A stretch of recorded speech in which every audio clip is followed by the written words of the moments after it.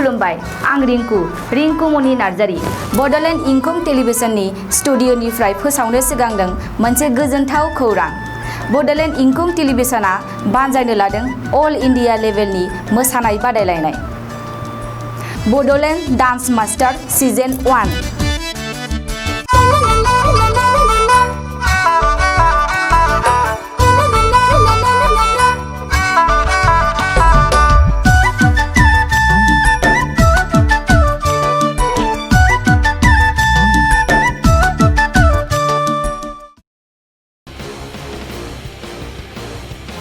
खुलुमबाय दिनैनि रादाबखौ फरायदों आं मिथिंगा बसुमतारी।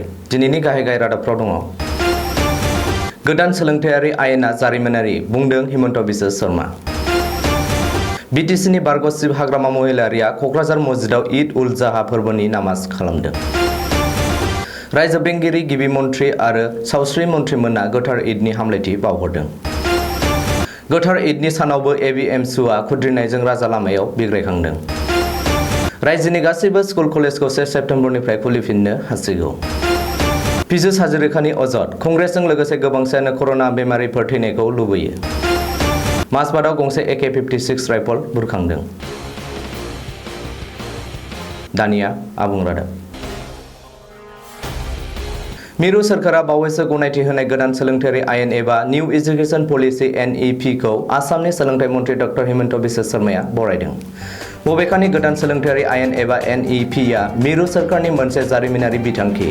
NEP आ भारत हादराव सोलोंथायारि सोमावसारनाय लाबोगोन होननानै जनता भवनाव मोनसे खौरांगिरि मेल खुंना सोलोंथाइ मन्थ्रि हिमन्त बिश्व शर्माया बुंदों।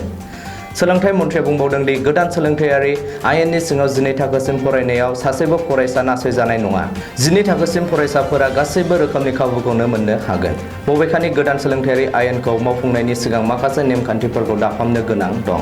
बेनिखायनो बे गोदान सोलोंथायारि आयेनखौ मोजाङै नायबिजिरसंनो थाखाय रायजो सोरखारा सा 40 सोद्रोमाफोरनि मोनसे कमिटि दानानै होनाय जाबाय आरो बे कमिटिया 7 साननि गेजेरावनो गावनि खामानिखौ जागायगोन होननानैबो सोलोंथाइ मन्थ्रि हिमन्त बिश्व शर्माया खौरांगिरिफोरनि सिगाङाव बुंदों। दुलाराय मुलुगनाङै दिनै इस्लाम धोरोमारिफोरा ईद उल जाहा फोरबो फालिनाय बे खाबुआव बिटिसिनि बारग' शिब हाग्रामा महिलारिया क'क्राझार मस्जिदाव नामाज खालामनानै गोजोन आरो खौसेथिखौ हास्थायो। आथिखालाव मोनफ्रोमबो धोरोमारि सुबुंफोरानो गावजों गाव मोजां सोमोन्दो लाखिनो हानाया गोजोन थासारि लाबोनायाव गोबां मदद खालामो। बेखायनो BPF दोला रावनिबो धोरोमखौ बासिया। बे खाबुआवनो BJPखौ सोंखारिनानै हाग्रामा महिलारिया बुंदों दि आथिखालाव BJPआ बिटिसिआव गोजोन थासारि आरो जौगानायखौ लुबैयाखै। BJPआ BPFखौ फोथायसेबस' खालामदों। मानोना BPF आरो BJPआ मिरु आरो रायजोआव एलायन्स दंमोनब्लाबो BJPआ दिनै BPF दोलोनि सायाव गाज्रि नोजोरजों नायनायखौ रोखायै नुनो मोन्दों। बेखायनो फैगौ समाव BPFआ BJPजों एलायन्सआव थागोन ना थाया बेखौ दा रोखायै बुंनो हाथ'वा होननानै हाग्रामा महिलारिया खौरांगिरिफोरनि सिगाङाव बुंदों। दिनै गोथार ईद इस्लाम धोरोमारिफोरनि गोथार ईद उल जाहा। कर'ना भाइरासनि लकडाउननि थाखाय गोथार ईद उल जाहाखौ गाजा गोमजायै फालिनो हानाय जायाखै। अब्लाबो कर'ना भाइरासनि माखासे नेमखान्थि आरो सुबुं जानथायखौ मानिनानै इस्लाम धोरोमारिफोरा गाव गावनि न'आवनो ईद फालिनायखौ नुनो मोननाय जादों।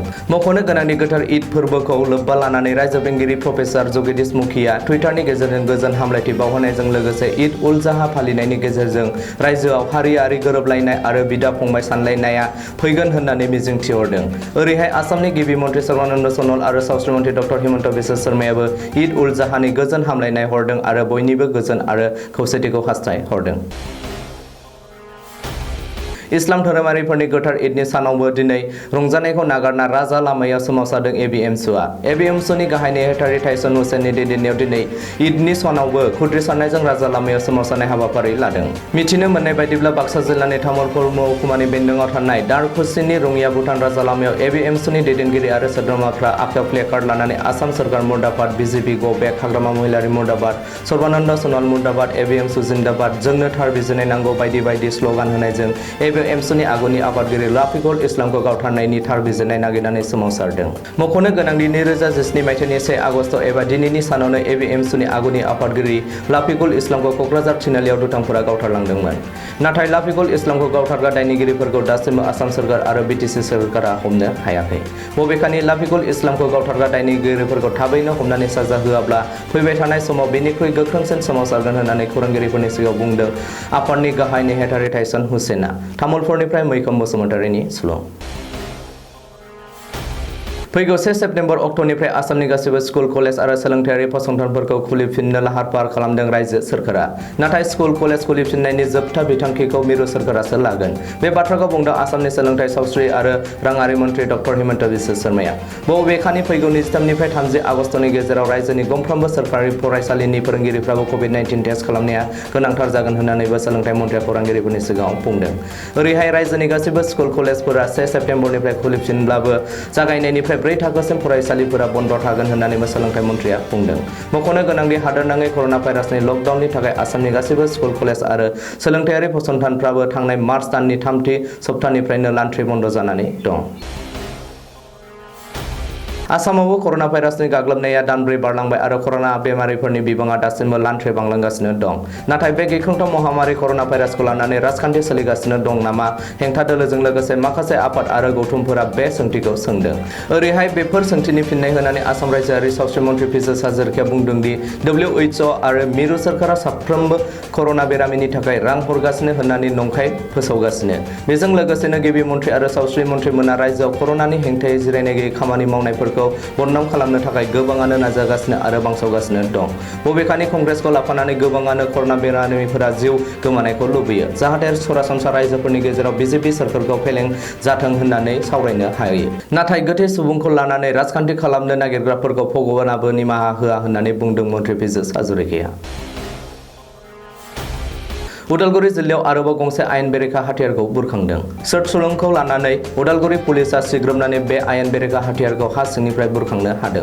बेनि बागै मिथिनो मोननाय बायदिब्ला माजबाद पुलिस थानानि बेन्दोङाव थानाय गोजोनपुरी बम्बे सेन्टारनि हाग्रा गुदुआव हा सिङाव फबनानै दोननाय थासारियाव गंसे AK-56 राइफल, गंसे खालि मेगजिन आरो थर 13 गोग्गो गुलिफोरखौ पुलिसआ बुरखांनो हादों। बबेखानि माजबाद पुलिस थानानि OC-नि दैदेननायाव माजबाद पुलिस आरो अरां पुलिसनि मोनसे हानजाया बे अपारेसनखौ खालामदोंमोन।